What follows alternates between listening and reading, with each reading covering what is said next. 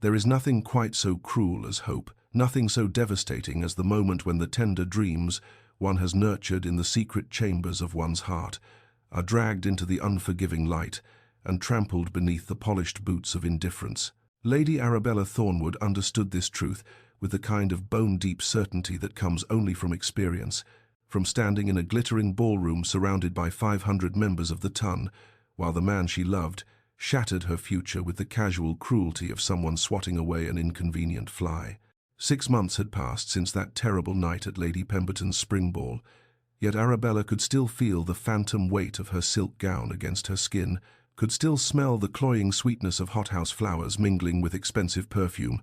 could still hear the exact timbre of Lord Marcus Ashworth's voice as he stood not 20 feet from where she waited, her heart full of anticipation, and announced his engagement to Miss Cecilia Blackwood, heiress to one of the largest fortunes in England. She had loved Marcus with all the fervent devotion of her 23 years, had believed every whispered promise he had pressed against her gloved fingers during stolen moments in moonlit gardens, had trusted that the understanding between their families would soon be formalized into the engagement she had dreamed of since girlhood. She had been a fool, though she had not known the full extent of her folly until she heard Marcus speaking to Lord Fenimore, his voice carrying across the ballroom with devastating clarity, describing her as a pleasant diversion, certainly, but hardly wife material when one considers the state of the Thornwood finances. The laughter that followed had cut through her like shards of ice, and she had watched, frozen in place behind a marble column, as society absorbed the spectacle of her humiliation with the eager appetite that the ton reserved for the downfall of others. Arabella had not wept that night, had somehow found the strength to lift her chin and walk through the crowd with measured steps, had maintained her composure until she reached the privacy of her family's carriage, where she had finally allowed herself to crumble. She had loved Marcus Ashworth, had given him her trust and her hope and the innocent belief that romantic love could transcend the mercenary calculations of society matches, and he had repaid her with public scorn. The wound had festered in the months since, poisoning her faith in the tender emotions that poets celebrated and young ladies were taught to cherish, leaving her hollowed out and wary, a woman who now understood that love was merely another currency in the marriage market, one that could be spent and discarded when a richer offer presented itself. Her family's dwindling fortunes had made her vulnerable, had transformed her from a desirable match into a burden to be shed, and Marcus had shed her with the same ease with which he might have dismissed an unfashionable cravat. Arabella Thornwood had learned her lesson well, had buried her romantic dreams in the same grave as her trust, and had resigned herself to the bitter knowledge that she would never again be foolish enough to believe in love. The Thornwood family's decline had been gradual at first, a slow erosion of fortune that Arabella's father had hidden behind confident smiles and assurances that investments would recover, that debts would be repaid, that the family's standing in society remained secure. But the truth had a way of seeping through the cracks of even the most carefully constructed facades, and by the time Arabella fully understood the depths of their financial ruin, the creditors had already begun circling like vultures scenting carrion. Her father, once a proud man who had walked through the halls of Parliament with his head held high, now spent his days locked in his study, the sounds of his anguished pacing audible through the walls as he struggled with correspondence that brought only demands for payment and threats of legal action. The estate that had been in the Thornwood family for 6 generations was mortgaged to its foundations, the tenant farms producing barely enough to cover the interest on loans that seemed to multiply like weeds in an untended garden, and each month brought fresh humiliations as long-time servants had to be dismissed, with tearful farewells and promises of references that meant little when the family's name had become synonymous with failure. Arabella's mother had taken the strain hardest of all, her once vibrant complexion fading to a waxy pallor, her appetite diminishing until she seemed to exist on nothing more than weak tea and worry. The physician spoke of nerves and prescribed rest,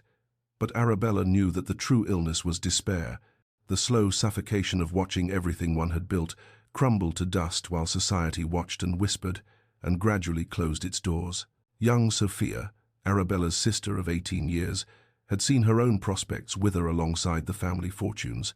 The young men who had once sought introductions now looked past her at assemblies, their mothers steering them toward more advantageous matches with the subtle ruthlessness that governed the marriage market. Society's whispers had grown louder in recent months. The Thornwood name passed from lip to ear in drawing rooms throughout London, always accompanied by pitying glances or, worse, the barely concealed satisfaction that some took in witnessing the mighty brought low. Arabella had quietly begun making inquiries about positions as a governess, understanding with clear-eyed practicality that her education and accomplishments,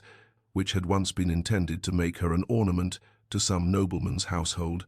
might now serve a more humble purpose. The thought of leaving her family, of becoming an employee in some stranger's home, while her mother faded and her sister's future dimmed, filled her with a grief she could not voice, but she had learned that survival sometimes required the sacrifice of pride. In the mornings, before the weight of their circumstances pressed too heavily upon her shoulders, Arabella would escape to her mother's garden, now tended only by her own hands since the gardeners had been let go. She found solace among the roses, particularly the wild varieties that grew in the far corner, their blooms imperfect and untamed, but possessed of a fierce beauty that the cultivated hothouse flowers could never match. These resilient creatures asked for nothing but soil and sunlight, thriving despite neglect, blooming despite circumstances that would have withered lesser plants, and Arabella found in them a kinship that she could not explain. She would kneel in the dirt, heedless of her fading dresses, and coax new growth from stubborn stems, finding in this simple work a peace that eluded her everywhere else, a reminder that beauty could persist even in the most unlikely conditions. That strength could be quiet and unassuming and still endure. Sebastian Blackwood, Duke of Ashworth, was a name spoken in whispers throughout the drawing rooms of London, always accompanied by a shudder or a knowing glance that conveyed more than words ever could. He was cousin to Lord Marcus Ashworth, though the two men could not have been more different in temperament or reputation,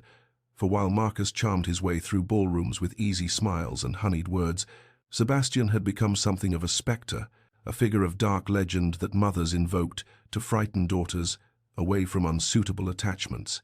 He had left England as a young man of 24, full of idealistic fervour and the burning desire to serve his country against Napoleon's forces, and he had returned, 3 years later, a changed creature entirely, bearing upon his face the terrible evidence of a cannon explosion that had killed half his regiment and left him hovering between life and death for months in a Portuguese field hospital. The scar carved a brutal path from his left temple down across his cheek, twisting the corner of his mouth into what appeared to be a permanent expression of displeasure, and society, which prized beauty and ease above all virtues, had recoiled from him with an instinctive revulsion that had never softened despite the passage of years. They called him the Stone Duke, this man who had once been known for his warmth and wit, because he had learned to encase his heart in armor as impenetrable as the walls of his ancestral estate, presenting to the world a facade of cold indifference that discouraged approach and invited speculation. The rumors that swirled about him were as varied as they were fantastical. Some whispered that the war had driven him mad, that he wandered the halls of Thornwood at night, howling at shadows, while others suggested a streak of cruelty that made him unfit for civilized company, and still others hinted at darker appetites that no decent woman should ever be forced to satisfy. None of these tales bore any relationship to truth, as his loyal servants could have attested had anyone thought to ask them, for they knew their master as a man of quiet generosity, who remembered the names of every child on his estate, who had paid for the education of promising tenants' sons, and provided pensions for widows without ever seeking acknowledgement or praise. He avoided society not from madness or cruelty, but from a weariness born of too many averted gazes,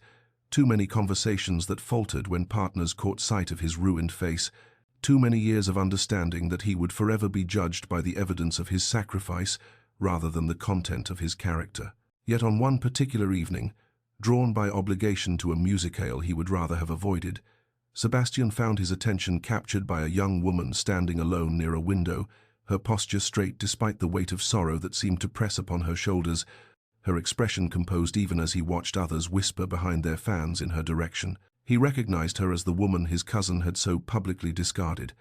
and something stirred in his chest as he observed the dignity with which she bore her humiliation, the quiet strength that radiated from her despite circumstances that would have broken lesser spirits. She did not notice him watching from the shadows, this Lady Arabella Thornwood,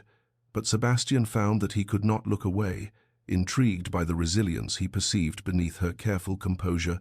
wondering what manner of woman could endure such cruelty and still hold her head high among those who had witnessed her disgrace. The morning the Duke of Ashworth's carriage appeared in the Thornwood drive,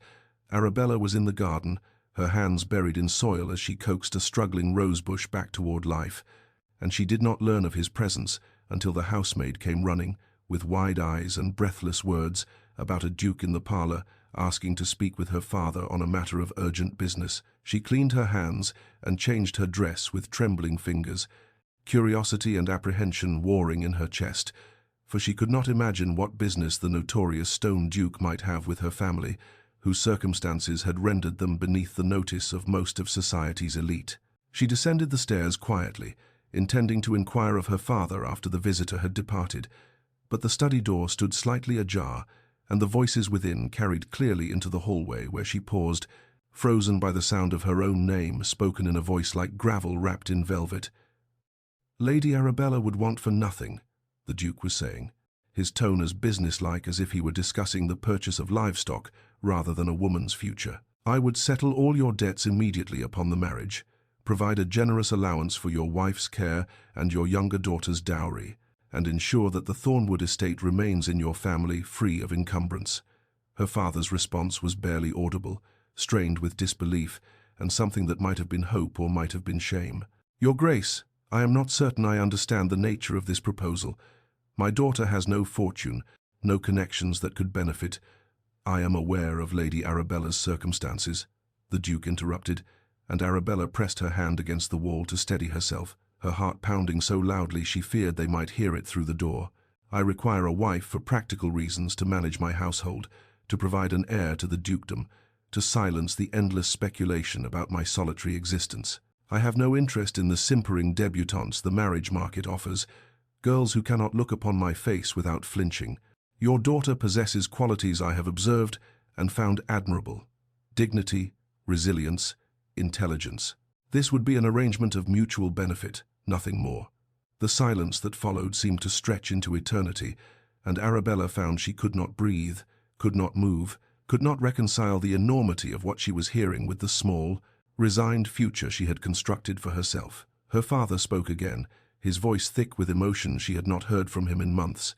"I cannot make such a decision for my daughter, Your Grace. She is not chattel to be bartered, whatever our circumstances. The choice must be hers." Something shifted in the Duke's voice then, a note of what might have been respect entering its cold depths. "I would expect nothing less, Lord Thornwood. I shall return tomorrow for her answer,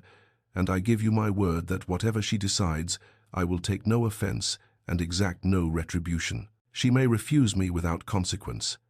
Arabella stepped back from the door on shaking legs, her mind reeling with the impossible choice that had suddenly materialized before her, the chance to save everything and everyone she loved at the cost of binding herself to a man the world called monster. The night that followed the Duke's visit was the longest of Arabella's life, for sleep eluded her entirely as she lay in the darkness of her small bedchamber, turning the impossible choice over and over in her mind like a stone worn smooth by endless handling. She thought of her mother's pale face and trembling hands, of her sister's dimming hopes, of her father's shoulders bowed beneath the weight of debts he could never repay, and she thought too of the life she had imagined for herself before Marcus Ashworth had shattered her foolish dreams, a life of love and laughter, and children born of genuine affection rather than cold arrangement. But that life had been revealed as illusion, a fairy story she had told herself, while ignoring the evidence that love was merely a pretty mask worn by those who sought advantage, and perhaps there was wisdom in accepting a bargain honestly presented, rather than trusting again in promises that would only be broken. When morning came, she sent word that she would receive the Duke in the garden, for she could not bear to conduct this conversation within walls that might contain her, and she needed the comfort of growing things around her as she faced a decision that would determine the entire course of her existence. He came precisely at the appointed hour, and she observed him carefully as he walked toward her through the overgrown paths, noting the way he moved with a soldier's controlled grace despite his injuries, the way his dark eyes swept the garden with an expression she could not quite decipher before settling upon her face with an intensity that might have frightened her had she not glimpsed something beneath it that spoke of vulnerability rather than menace. "You have considered my proposal," he said without preamble, his voice carrying that strange quality of roughness overlaid with something almost gentle, and she appreciated that he did not waste words on pleasantries neither of them would believe. "I have thought of little else," she admitted, clasping her hands before her to still their trembling. "But before I give you my answer, I must ask you something, Your Grace, and I require your honest reply regardless of how it might affect my decision." He inclined his head, a gesture of permission that contained none of the impatience she might have expected from a man of his station addressing a woman of her diminished circumstances. "You have spoken of what you can offer me: security, freedom, respect, but you have said nothing of what you expect from this arrangement beyond the practical matters of household management and heirs." She paused, gathering her courage, for the question she needed to ask was one that no proper lady should voice, yet she could not bind herself to uncertainty again. "I must know, Your Grace, will you be cruel to me?" The change that came over his face was subtle but unmistakable, a softening of the stern lines around his mouth, a flicker of something wounded in the depths of his eyes, as if her question had struck against old hurts he kept carefully hidden from the world. For a long moment he did not speak, and when he did, his voice had lost its gruff formality entirely, becoming instead something raw and quiet and achingly sincere. "Never," he said, and the single word fell between them like a vow more binding than any ceremony could create. "I have known cruelty, Lady Arabella, both given and received, and I have no wish to perpetuate it. You would have my protection, my respect, and my word as a gentleman that no harm would ever come to you by my hand or by my neglect." Arabella looked at him then, truly looked, past the terrible scar and the cold reputation, and she saw a man who had been honest with her when honesty was neither required nor advantageous, who had given her father the dignity of choice when he might have pressed his advantage, who stood before her now offering the one thing she needed most desperately to believe in: safety. "Then I accept your proposal, Your Grace," she said quietly, and watched something that might have been relief, or might have been hope, kindle briefly in his eyes before his expression resumed its careful neutrality, and she thought that perhaps she was not the only one in this garden who had learned to hide their heart behind walls of self-protection. The wedding took place on a grey morning in early autumn, the kind of day when the sky seemed uncertain whether to weep or merely brood, and Arabella thought it fitting that even the heavens could not decide what to make of this unexpected union between a fallen family's daughter and the most feared duke in England. The church was small and ancient, chosen by Sebastian for its privacy rather than its grandeur, and the guest list had been ruthlessly culled to include only those whose presence was absolutely required by propriety: her parents, her sister, a handful of Sebastian's distant relations who attended more from curiosity than affection, and a few members of society whose invitations could not be refused without causing the very gossip Sebastian wished to avoid. Arabella wore her mother's wedding dress,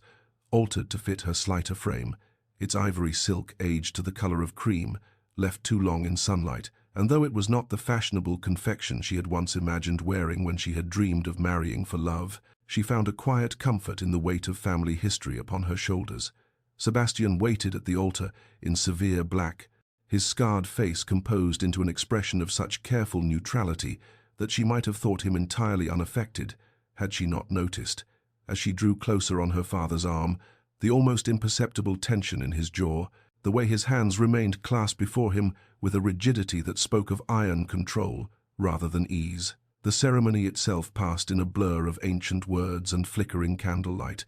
and Arabella spoke her vows in a voice steadier than she had expected, drawing strength from the knowledge that she was securing her family's future with every promise that fell from her lips. But it was when Sebastian took her hand to slide the ring onto her finger that she felt the first crack in her careful composure, for his fingers trembled against hers with a vulnerability he could not entirely hide, and she realized with a start that the fearsome Duke of Ashworth was nervous, not cold, not indifferent, but genuinely, humanly anxious about this moment that bound them together. She looked up at his face, searching for meaning in those dark eyes, and found something there she could not name, something that made her heart beat faster, despite every rational argument she had constructed against such foolish reactions. The wedding breakfast that followed was a subdued affair, the conversation stilted and the silences heavy with unspoken speculation,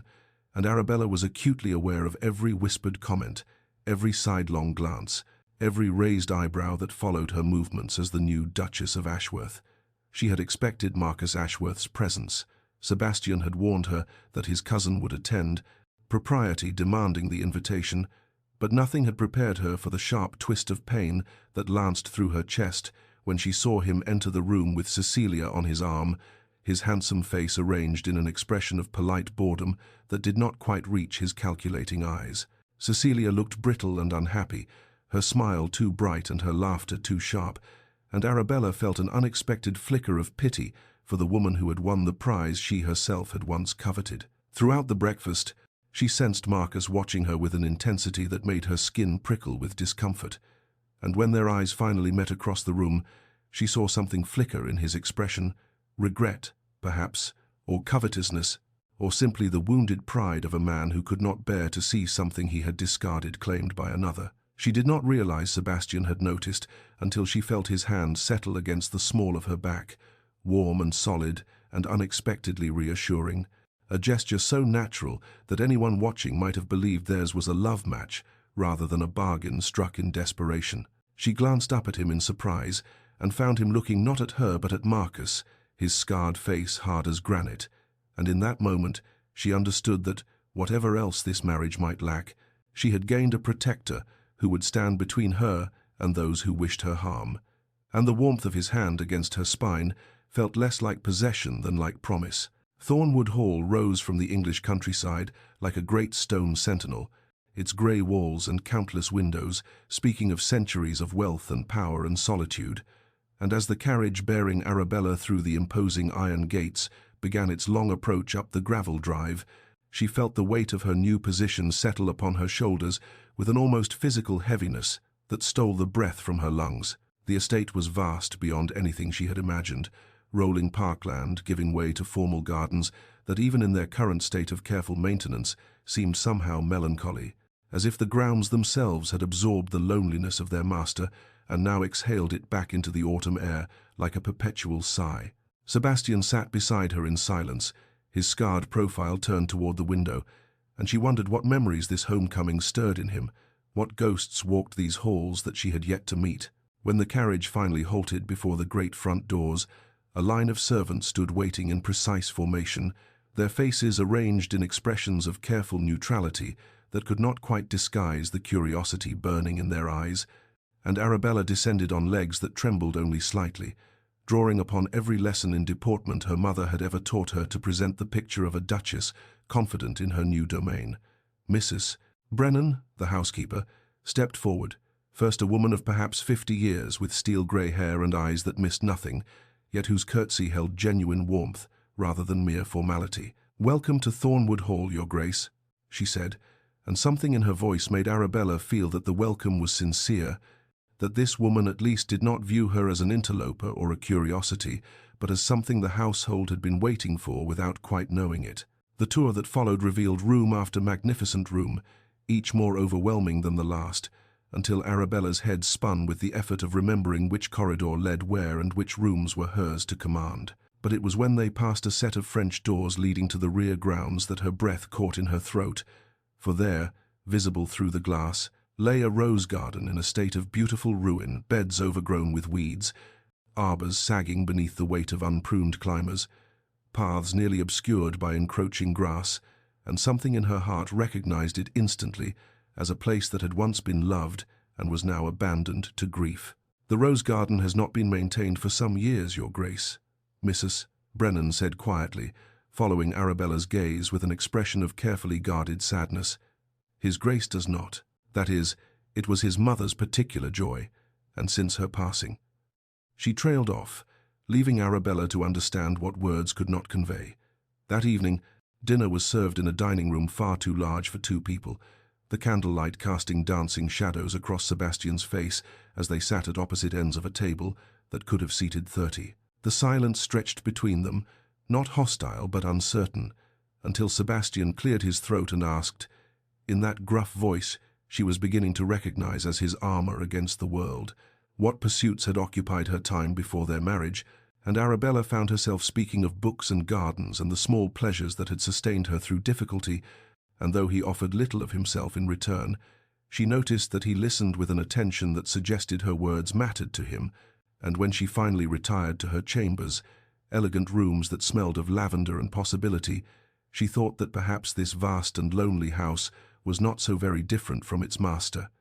Imposing on the surface, but waiting, perhaps, for someone patient enough to discover what lay beneath. The weeks that followed settled into a rhythm Arabella had not anticipated,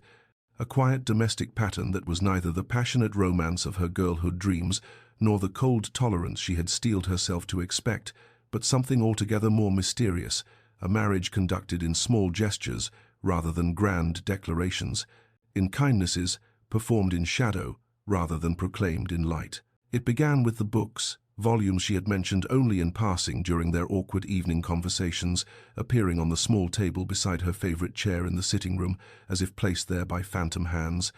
their spines uncracked and their pages waiting for her touch. She had spoken once of her love for Gothic novels, confessing it with the embarrassed air of one admitting to an unseemly vice, and within days a collection of Mrs. Radcliffe's works materialized, followed by translations of German tales she had never been able to afford, each one a silent acknowledgement that someone had been listening, truly listening, to words she had barely expected to matter. Then came the tea, the particular blend of jasmine and bergamot her mother had always favored, the one small luxury the Thornwood household had clung to until even that became impossible, suddenly appearing at every breakfast and afternoon service as though it had always been the custom of Thornwood Hall. When Arabella mentioned it to Mrs. Brennan, the housekeeper merely smiled and said that his Grace had sent to London for it specially, and something in Arabella's chest tightened at the thought of Sebastian remembering such a trivial detail, of him caring enough to act upon it without ever expecting acknowledgement or gratitude in return. But it was the matter of her mother's physician that undid her composure entirely, for when she received a letter from home describing how a renowned doctor from Harley Street had arrived unannounced to attend to Lady Thornwood, refusing all payment and claiming only that his services had already been secured by an anonymous benefactor, Arabella knew with absolute certainty whose hand lay behind this generosity, and she found herself weeping in her chambers with an emotion she could not name gratitude, certainly, but something else besides, something that felt dangerously like the stirring of a heart she had believed too damaged to stir again. She began watching Sebastian more carefully after that, observing him when he thought himself unobserved, and what she witnessed dismantled every assumption society had planted in her mind. She saw him pause in the hallway to help a young housemaid retrieve linens she had dropped, his scarred face patient rather than irritated as he bent his tall frame to assist her. She saw him increase the wages of the cook's assistant without announcement when the young man's wife fell ill, the information reaching Arabella only through the grateful whispers of the servants' hall. And one Sunday afternoon, following the sound of a low voice through the corridors, she discovered him in a small parlor at the back of the house, seated beside an ancient woman with clouded eyes, reading aloud from a volume of poetry with a gentleness that transformed his harsh features into something approaching tenderness. She withdrew before he could see her, her heart pounding against her ribs, but she carried that image with her like a secret treasure, and at dinner that evening she looked at him across the vast expanse of polished mahogany and wondered how many other hidden kindnesses lay buried beneath the stone exterior that had earned him his terrible nickname, and whether she might, if she were patient enough, be permitted to unearth them all. The question rose to Arabella's lips one morning at breakfast, propelled by weeks of watching the neglected rose garden through every window that afforded a view of its beautiful decay, and though she had rehearsed the words a dozen times in her mind, they still emerged hesitantly, almost apologetically, as she set down her teacup and asked Sebastian if he might permit her to restore the garden to its former glory. The effect of her words was immediate, and striking his hand stilled upon his newspaper, his jaw tightened almost imperceptibly, and when he lifted his gaze to meet hers, she saw something flicker in those grey depths that spoke of old wounds torn fresh, of memories that still possessed the power to draw blood even after all these years. For a long moment he said nothing, and Arabella felt certain she had trespassed upon forbidden ground, had stumbled unknowing into a grief she had no right to disturb. But then he inclined his head in a single stiff nod and said only, "Do as you wish," before returning his attention to his newspaper, with a deliberateness that foreclosed further discussion. He avoided the garden entirely after that. She noticed taking different routes through the house, never passing the French doors that looked out upon the overgrown beds, as if the very sight of someone caring for that abandoned space caused him pain he could not bear to witness. But Arabella found herself drawn to the work with an intensity that surprised her, rising early to labor alongside the gardeners, her hands deep in soil that had not been properly tended in over 15 years, coaxing life back into bushes that had grown wild, and removing the weeds that had choked paths once walked by a woman she had never known, but was beginning to understand through the garden she had left behind. There was peace in the physical labor, in the ache of muscles and the dirt beneath her fingernails, in the slow revelation of beauty emerging from neglect, and she lost herself in it so completely that she did not hear Sebastian's approach one evening until his shadow fell across the bed. She was weeding, and she looked up to find him standing at the garden's edge, his expression unreadable as he took in the sight of his duchess kneeling in the dirt, with soil smudged across her cheek and her hair escaping its pins in wild tendrils. Something in his face shifted then, softened in a way she had never witnessed, and when he spoke, his voice was rougher than usual, thick with emotions held too long in silence. "My mother planted every rose in this garden herself," he said quietly, his gaze moving across the beds as if seeing not what was but what had been. "She died when I was 12, and I could not bear to look upon it afterward, so I let it fall to ruin rather than tend what her hands had touched." Arabella rose slowly, brushing the soil from her skirts, and met his eyes with a steadiness that belied the tenderness blooming in her chest. "Then we shall make it beautiful for her," she said simply, offering no platitudes, no excessive sympathy, only a promise spoken as fact. Sebastian held her gaze for a heartbeat longer, something raw and vulnerable flickering behind his careful mask, and then he turned and walked away without another word. But the next afternoon, glancing up from her work among the roses, Arabella saw him standing at his study window, watching her with an expression she could not name, but that warmed her more thoroughly than the autumn sun upon her shoulders. The invitation arrived on a silver tray, its creamy vellum and elegant script announcing Lady Whitmore's autumn ball as though it were merely another social occasion rather than the gauntlet. Arabella knew it to be their first public appearance as the Duke and Duchess of Ashworth, the moment when society would gather to judge whether she had truly fallen so low as to sell herself to the scarred recluse they whispered about behind painted fans and gloved hands. She felt the familiar knot of dread tighten in her stomach as she read the words, remembering all too clearly the last grand ball she had attended, the cruel laughter that had followed Marcus's dismissal, the pitying glances and malicious whispers that had trailed her like a poisonous perfume through every subsequent social gathering until she had simply stopped attending altogether, retreating into the sanctuary of her family's crumbling estate rather than endure another evening of humiliation. Sebastian found her in the morning room, the invitation clutched in fingers that trembled slightly despite her efforts to still them, and something in his expression suggested he understood her fear without requiring explanation, understood it,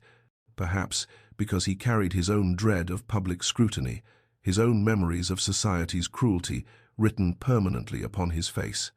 "We must attend," he said quietly, and though his tone brooked no argument, she heard beneath it a note almost of apology, an acknowledgement that he was asking her to endure an ordeal for which neither of them possessed any enthusiasm. But when the evening of the ball arrived, Arabella discovered that Sebastian had been preparing for this moment with a thoroughness that stole her breath and brought unexpected tears to her eyes,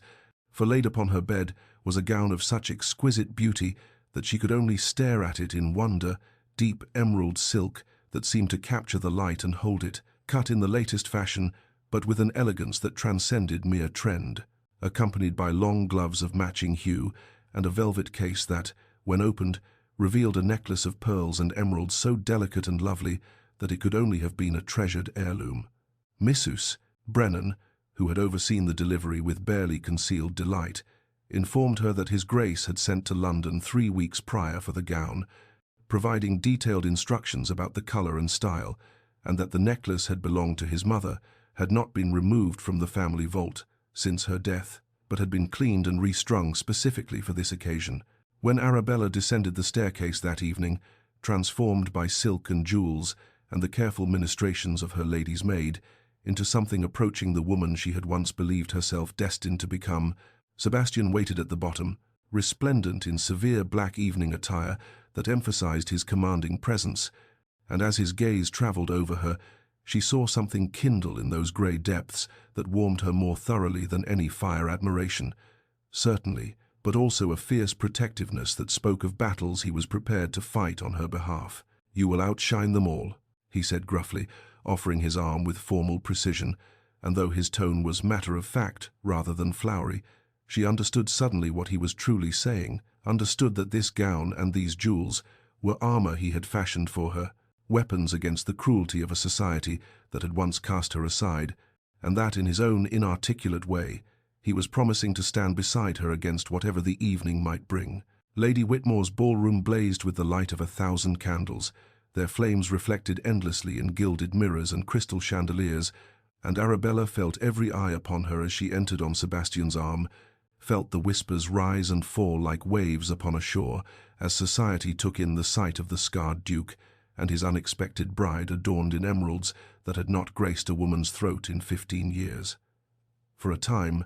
the evening proceeded better than she had dared hope. Sebastian remained close, his presence a shield against the more pointed stares, and several matrons approached with cautious courtesy that suggested her new rank demanded at least a pretense of respect, whatever their private opinions might be. But then Sebastian was drawn away by Lord Hartington to discuss some matter of parliamentary business,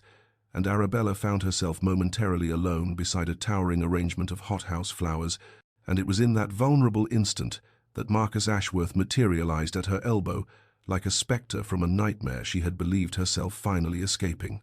"My dear Arabella," he murmured, his handsome face arranged in an expression of false concern that she now recognized as the mask it had always been.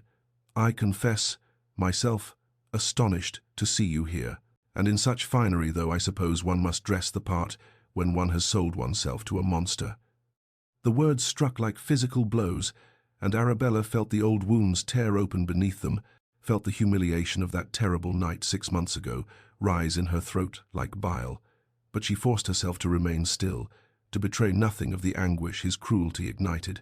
"One hardly knows what to say," Marcus continued, his voice pitched low enough that nearby guests could not hear, but loud enough to ensure she caught every poisonous syllable. "When confronted with such a desperate bargain, tell me, does he even share your bed? Or does he spare you the horror of looking upon that ruined face in intimate moments?"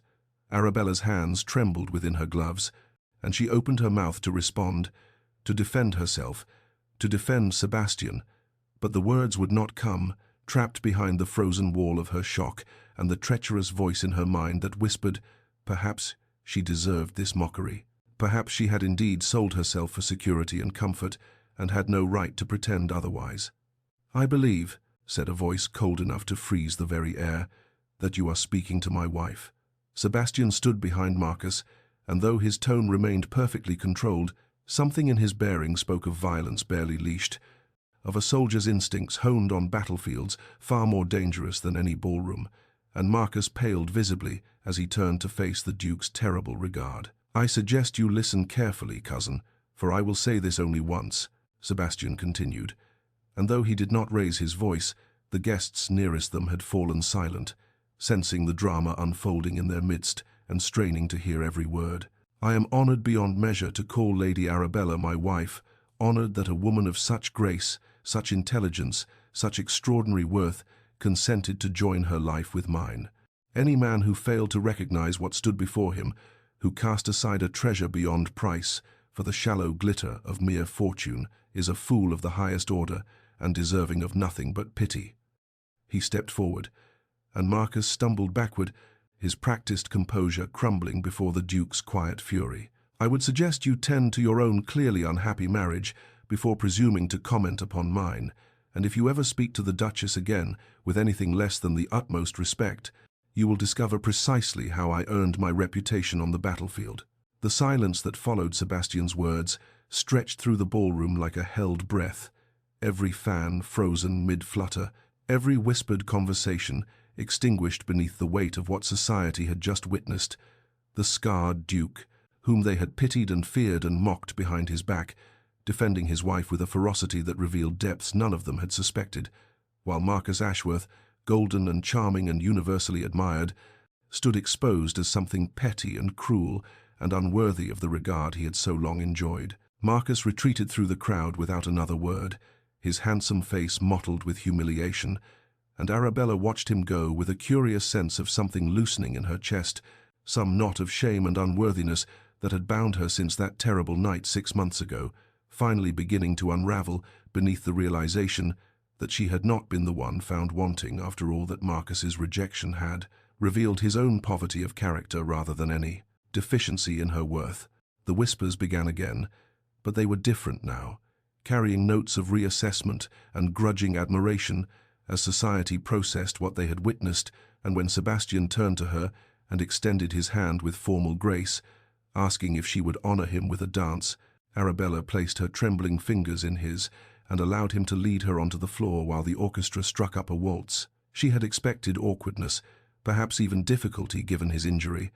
but Sebastian moved with fluid assurance, guiding her through the steps with a confidence that spoke of hours of private practice and the realization that he had prepared for this, that he had anticipated this moment when she would need to hold her head high before the watching eyes of the ton, and had ensured she would have a partner worthy of the occasion brought tears to her eyes that she blinked back with fierce determination. "You dance beautifully," she managed, and something almost like embarrassment flickered across his stern features before he replied that a gentleman should be prepared to partner his wife without causing her injury, though she suspected from the slight warmth in his grey eyes that her praise had pleased him more than he would ever admit. The carriage ride home passed in contemplative silence, the streets of London dark beyond the windows,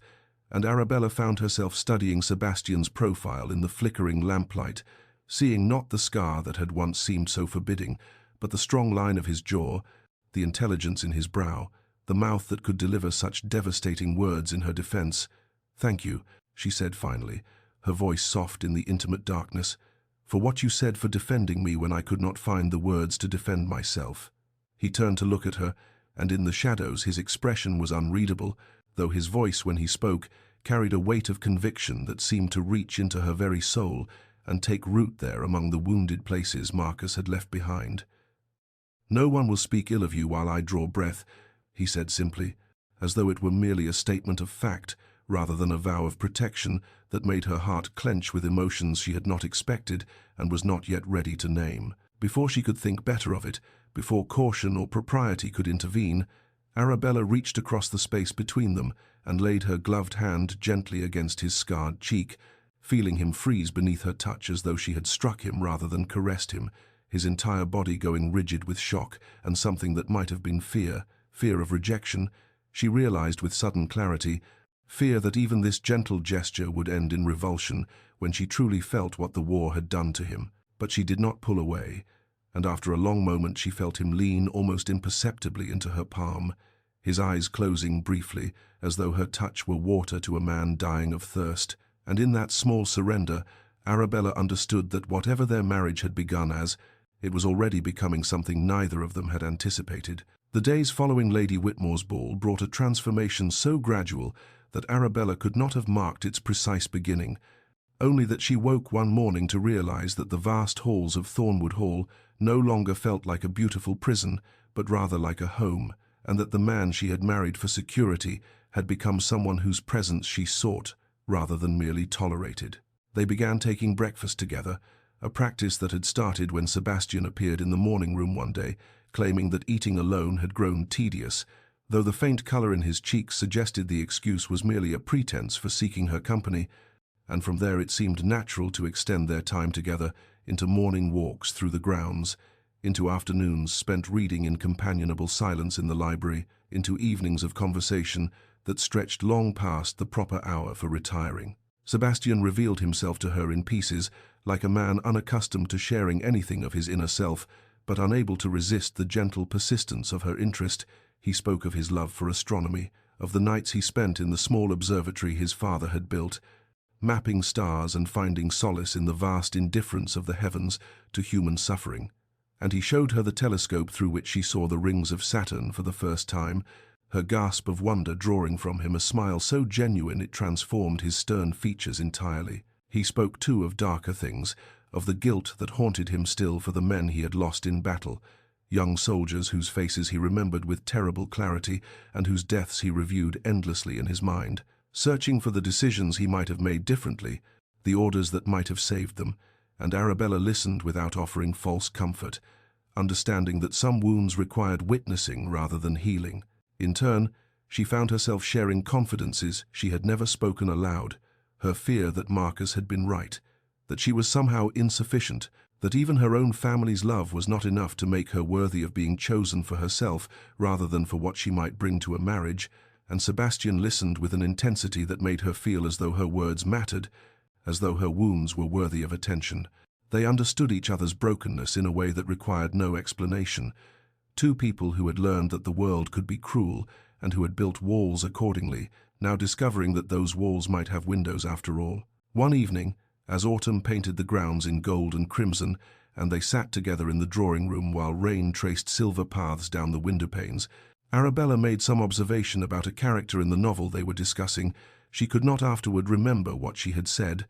only that it had been slightly impertinent, and Sebastian laughed, a real laugh, unexpected and rich and utterly transforming, and the sound moved through her like music, like the first warm day after a long winter, and she realized with sudden, startling clarity that she had never heard anything more beautiful in her life, that she wanted to spend whatever years remained to her finding new ways to draw that laugh from him again and again. She found him late one night when sleep had eluded her, and she had wandered downstairs in search of warm milk,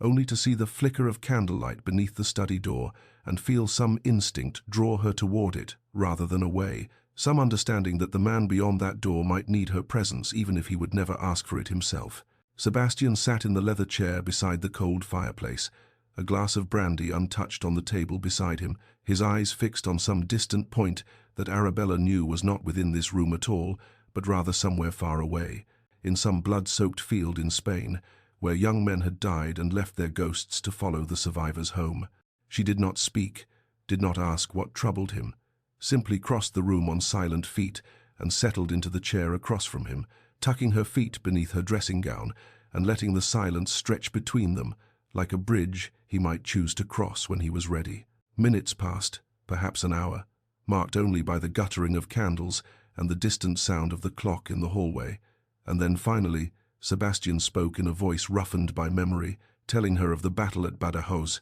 of the explosion that had torn through his regiment like the wrath of an angry god,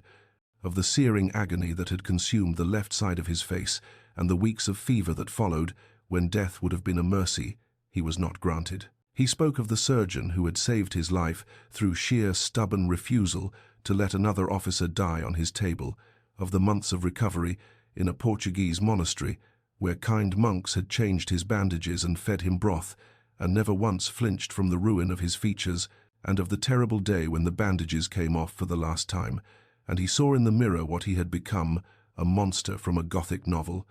a creature designed to frighten children and send women fleeing.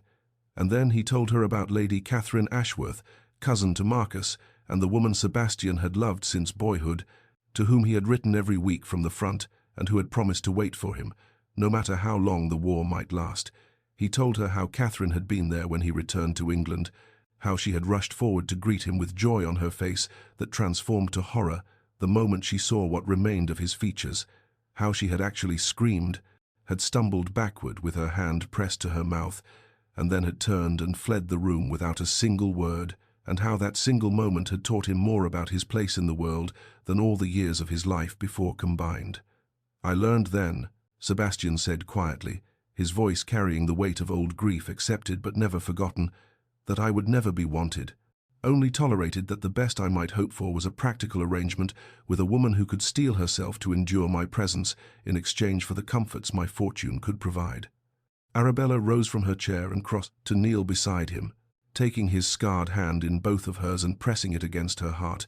letting him feel its steady beating as she spoke the truth that she had come to understand with more certainty each passing day. "Your scar is not a mark of horror but of courage," she said firmly, "a testament to the price you paid for duty and honor and the lives of the men who came home because of your leadership, and I see you more clearly every day. Sebastian, past the walls you have built and the armor you wear against a world that judged you so cruelly, and what I see is good, what I see is worthy, What I see is a man far more deserving of love than those who have more pleasing faces but shallower souls."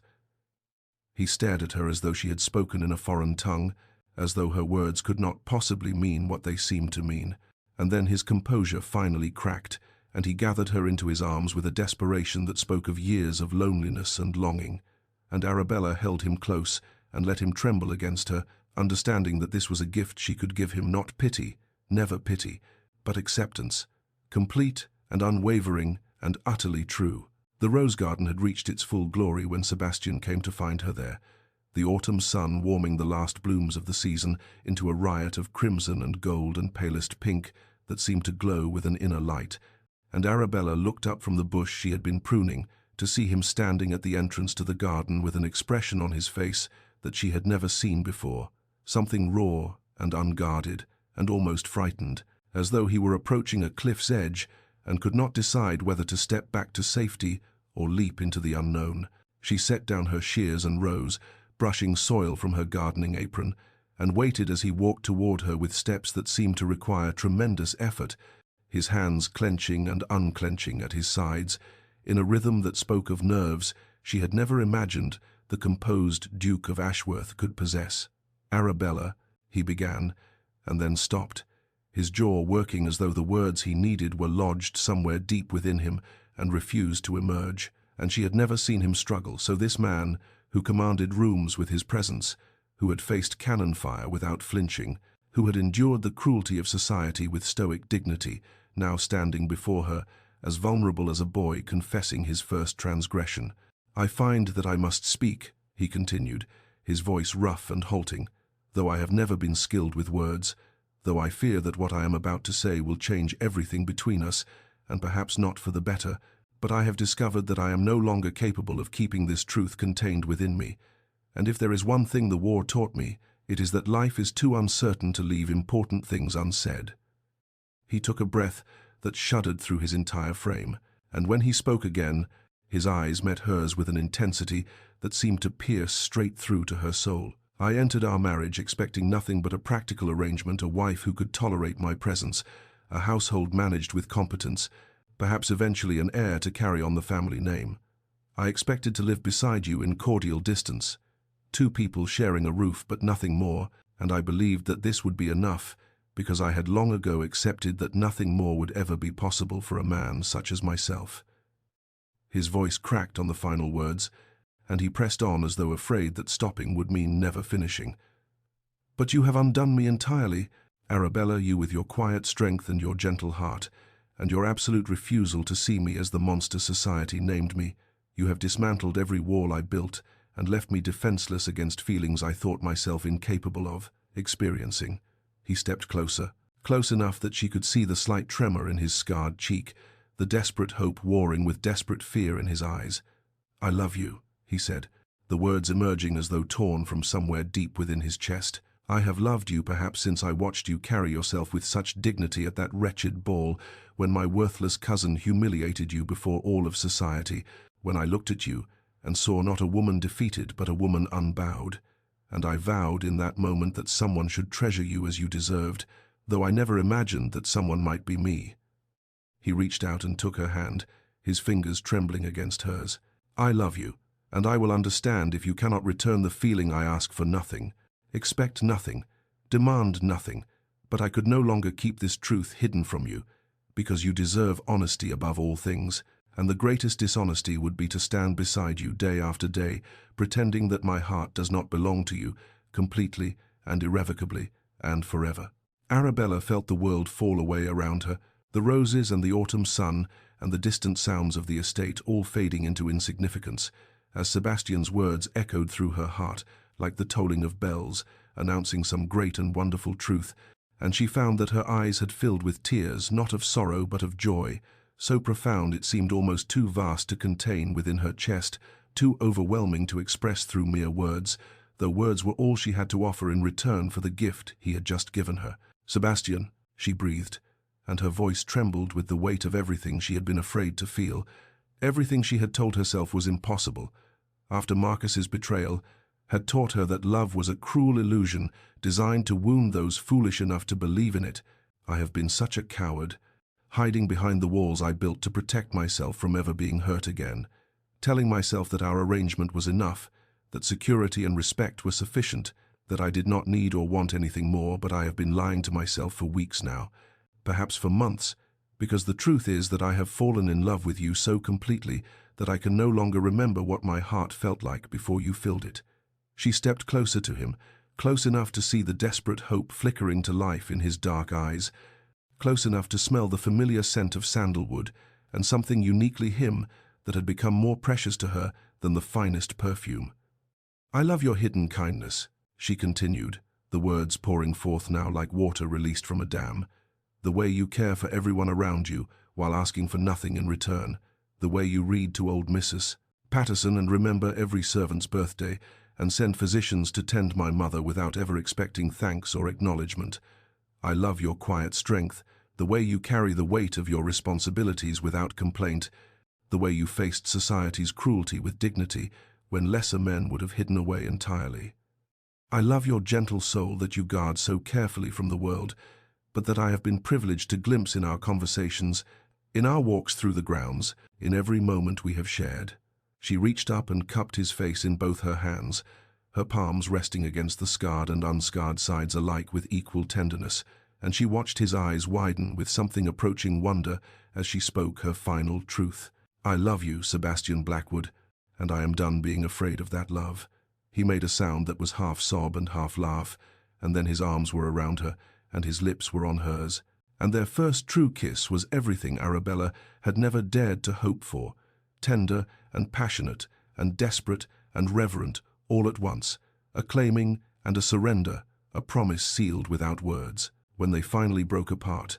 both breathing unsteadily, Sebastian rested his forehead against hers and whispered, "I do not deserve you." And Arabella laughed softly and replied, "Then we are well matched, for I thought the same of you."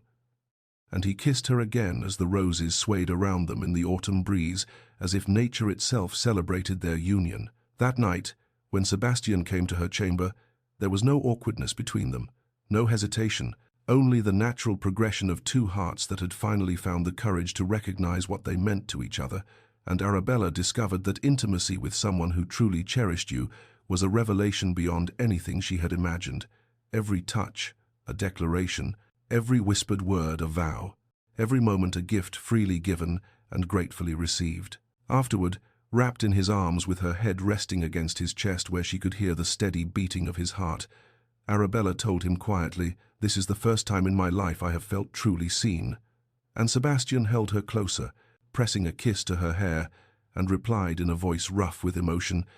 "And you are the only person who ever looked past the scar to find me the only one who ever truly wanted to." The transformation in the Duke of Ashworth was so complete, so undeniable,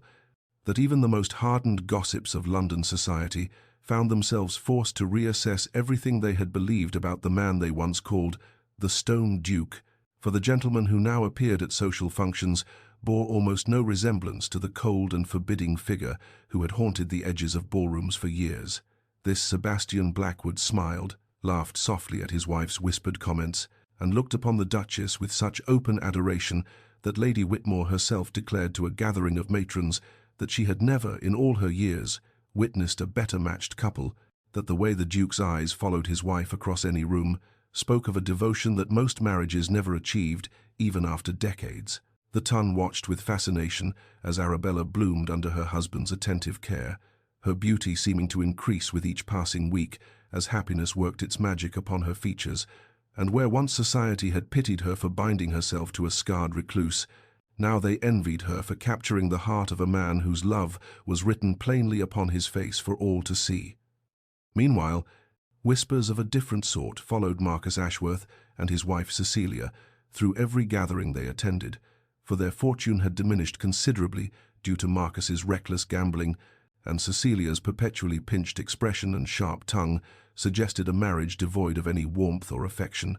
their union serving as a stark counterpoint to the evident happiness of the Duke and Duchess of Ashworth. It was at Lady Pembroke's garden party, held on a glorious summer afternoon when the roses were in full bloom and the champagne flowed freely, that Marcus made his final desperate attempt to wound the woman who had once loved him.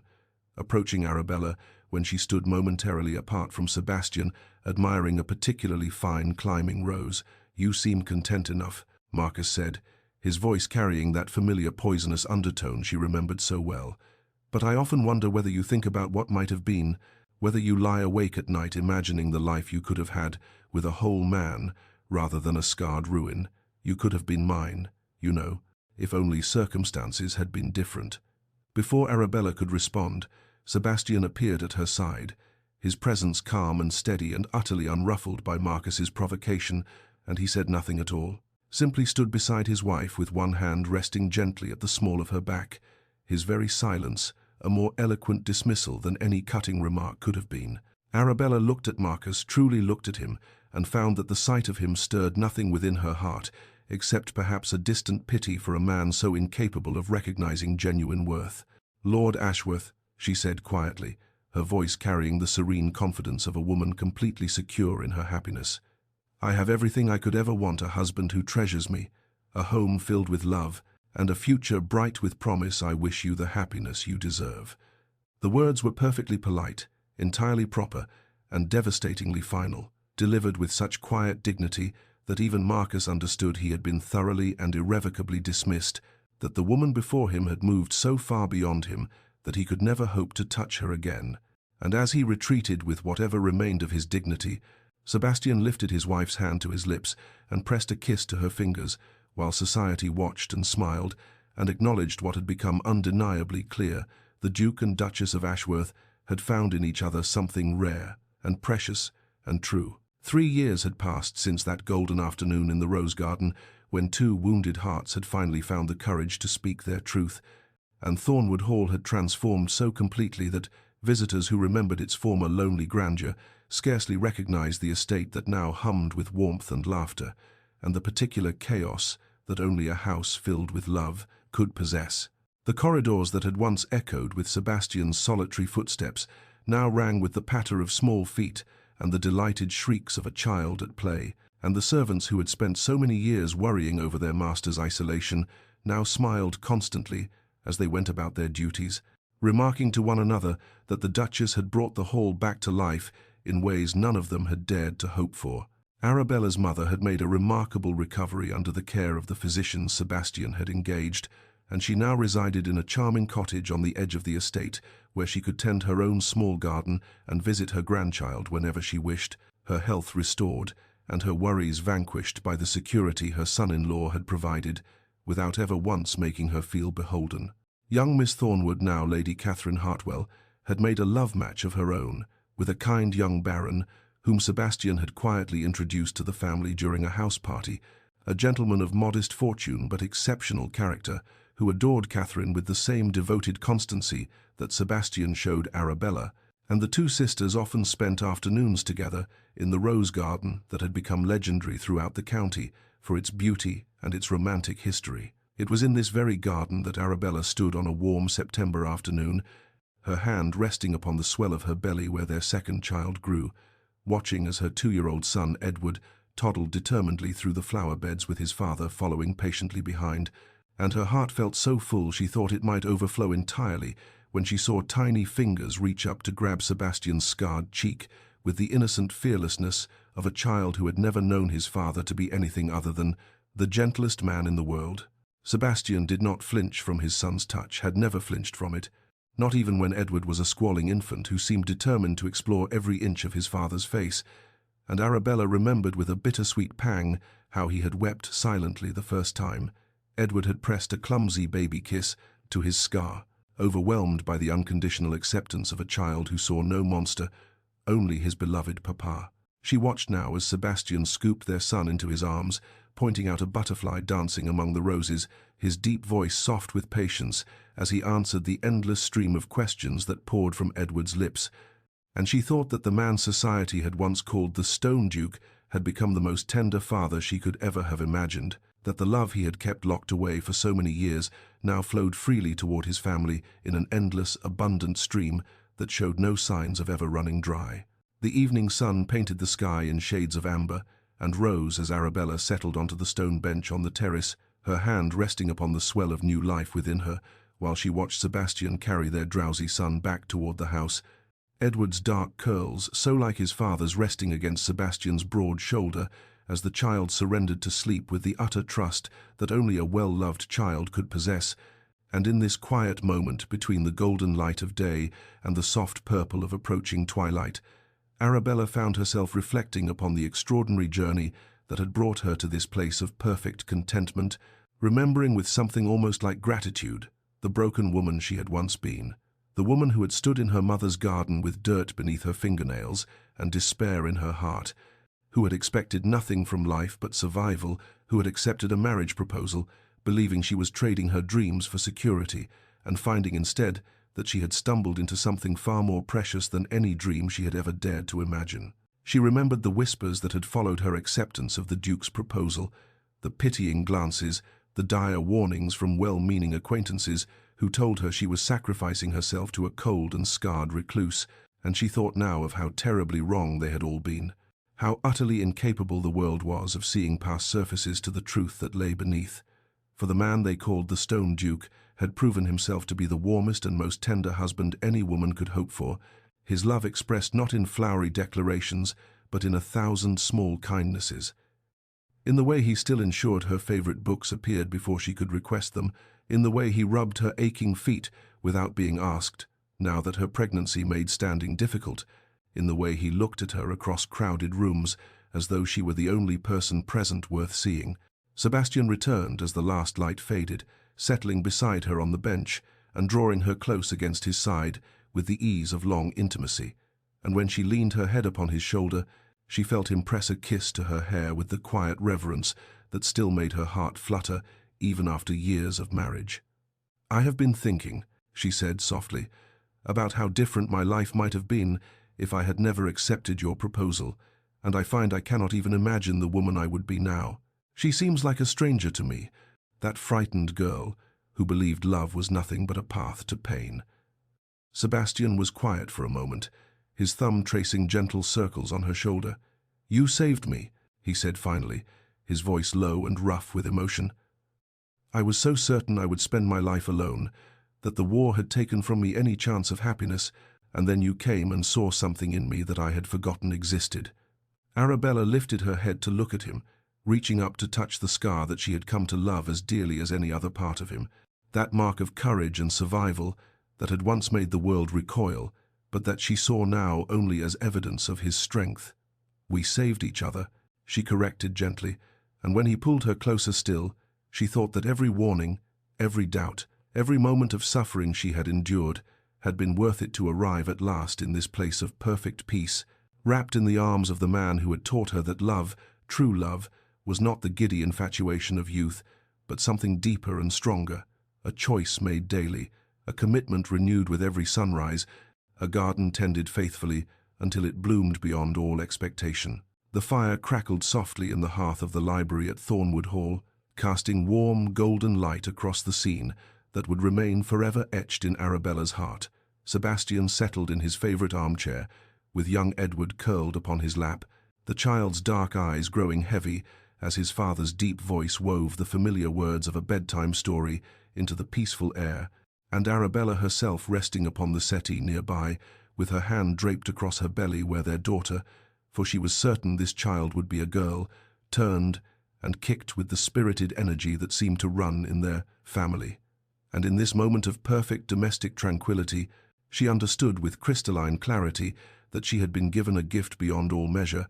that the broken pieces of her heart had been gathered up by gentle hands and made whole again in ways she never could have anticipated on that terrible night when Marcus Ashworth's cruel words had shattered her faith in love. She watched Sebastian's face as he read the way the firelight played across his scar, the way his expression softened with such profound tenderness when Edward's small fingers curled around his thumb, and she thought of all the warnings she had received, all the pitying glances and dire predictions,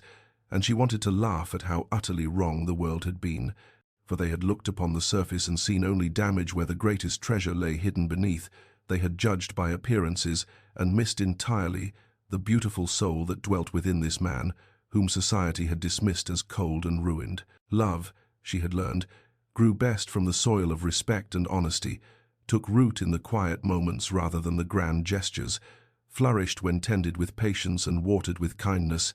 and what she and Sebastian had built together was stronger than any passion born of infatuation, deeper than any romance founded upon mere attraction,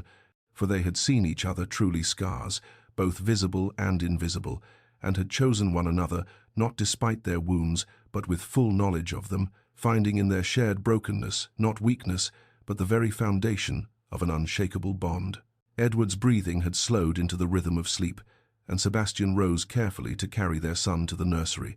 pausing to press a kiss to Arabella's forehead as he passed, and in that simple gesture lived all the proof she would ever need that she had chosen well, that sometimes the heart finds its home in the most unexpected places, that those who judge by surfaces miss the greatest treasures life has to offer. And so, dear listener, as we take our leave of Arabella and Sebastian in their hard-won happiness, may their story offer you comfort in your own journey. May it remind you that love, when it comes from the right heart, is always worth the risk of hoping that the ones the world warns us against are sometimes the very ones who will cherish us most truly, and that every wounded soul deserves the chance to bloom again in the garden of genuine love. Thank you for walking this path with us, for believing in their story, and may you carry with you always the knowledge that your own happily ever after awaits, perhaps in the most unexpected of hearts.